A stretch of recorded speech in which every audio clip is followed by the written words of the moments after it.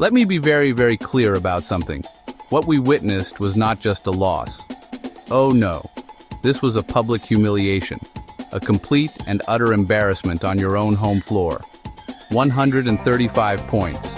I need you to let that number sink in. The Charlotte Hornets walked into the house that champions built, and they put up 135 points. That is not a basketball score. That is a travesty. It is a dereliction of duty. It is, quite frankly, an insult to the very legacy of the Los Angeles Lakers. If you had only watched the first half, you might have been fooled. You might have thought you were watching a competitive basketball game, a back-and-forth affair. Two teams feeling each other out, both squads trading baskets. Hornets shooting with more precision, Lakers staying close enough. The game was still within reach, hanging in the balance. At halftime, you could have made a case the Lakers could impose their will with minor tweaks. It felt like a typical NBA game, a calm before the storm. But what came next was no storm. It was a Category 5 hurricane. Locker room doors opened for the second half. Two different teams emerged. Hornets came out with fire, intensity, focus. They decided being close wasn't good enough. They wanted to dominate. They wanted to make a statement. Now, we have to talk about the ringleader. We have to talk about the young man who was the architect of this demolition, LaMelo Ball. Let me tell you something. This kid is a star. On this night, he played like a superstar. He wasn't just the best Hornets player. He was the best on the court. He played with calm, confidence, swagger. He didn't just score, he orchestrated. He was the conductor of a symphony of chaos. The Lakers' defense had no answer. Every time the Lakers thought about a run, LaMelo answered with a dagger three, a no-look pass, a crafty drive to the hoop that crushed the crowd. His shooting was absurd. It was hot. It was unconscious. Second half, he entered a zone. The basket looked as wide as the Pacific, pulling up from deep, hitting contested mid-range jumpers, finishing at the rim through contact. Timing mattered. These were momentum killers. They were backbreakers. Each three felt like another nail in the Lakers' coffin. Let's not mince words. The Lakers' defense was not just bad. It was an unmitigated disaster. It was a horror show. It was a complete and total abdication of their responsibilities on that end of the floor. You cannot allow a team to score 135 points in your own building if you have championship aspirations. It's simply not acceptable. What we saw was a collection of fundamental breakdowns, one after another. Missed rotations were the norm. Players were caught ball watching, standing flat-footed as Hornets players cut behind them for easy layups. It was amateur hour, painful to watch. The perimeter defense was a sieve. Lakers guards were a step slow on closeouts, giving Charlotte shooters all the time and space to get comfortable. A shooter who is comfortable is a shooter who is confident. The Hornets were oozing confidence all night. It's one thing to get beat by a contested shot. It's another to leave shooters wide open, free looks at the basket. The Lakers did that over and over. No urgency to run shooters off the three. No communication on switches. No pride in stopping the man in front of them. It was lazy, pathetic. And don't get me started on the turnovers. Careless with the basketball, coughing it up at the worst moments. Each turnover poured gasoline on the fire. It fueled Charlotte's transition game. Hornets got out and ran for easy, demoralizing buckets. Live ball turnovers leading to uncontested dunks killed the Lakers' spirit. These self-inflicted wounds repeated, sabotaging any comeback. Every blowout has a moment. It has a specific stretch of time where the game breaks open, where a competitive contest turns into a rout.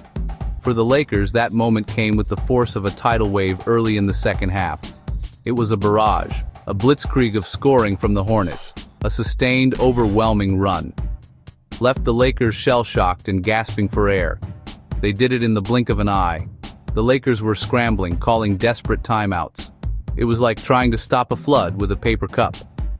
The run was fueled by everything the Lakers were doing wrong. A lazy turnover would lead to a Hornets fast break dunk. A missed defensive rotation would lead to a wide-open corner three. A failure to box out would lead to an offensive rebound and another soul-crushing basket. The Hornets fed off every single mistake, their confidence growing with each successful possession. You could see the belief draining. Their shoulders slumped. Their body language screamed defeat long before the final buzzer. The Hornets sensed this weakness and attacked relentlessly. There was the sequence where LaMelo hit back-to-back three-pointers from way beyond the arc. There was the thunderous transition dunk that silenced hope.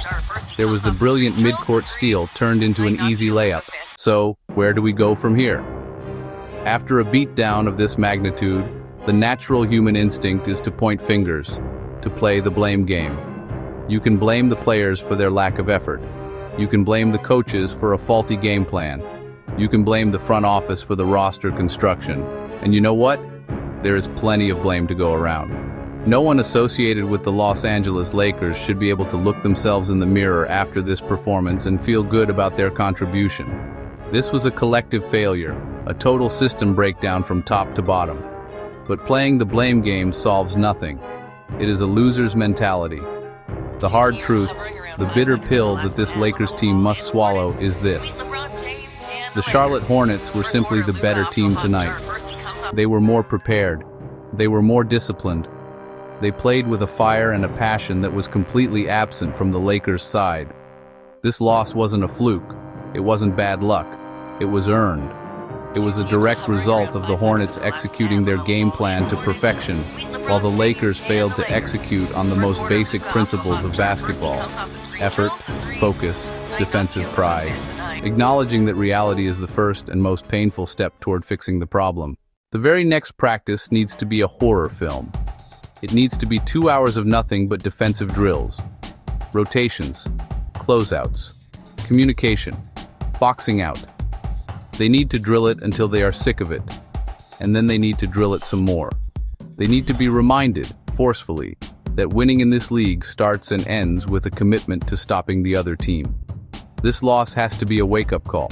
It has to be the moment they decided that giving up 135 points on their home court is an embarrassment that will never, ever happen again. If it's not, then this season is in more trouble than anyone wants to admit.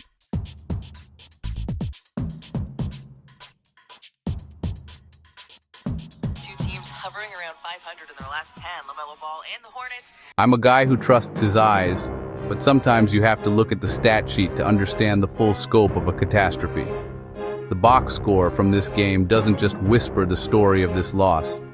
It screams it from the mountaintops. You start with Charlotte's three-point shooting. They shot an obscenely high percentage from beyond the arc, hitting a barrage of threes that broke the Lakers' will. It wasn't one or two guys, it was a team-wide epidemic of great shooting.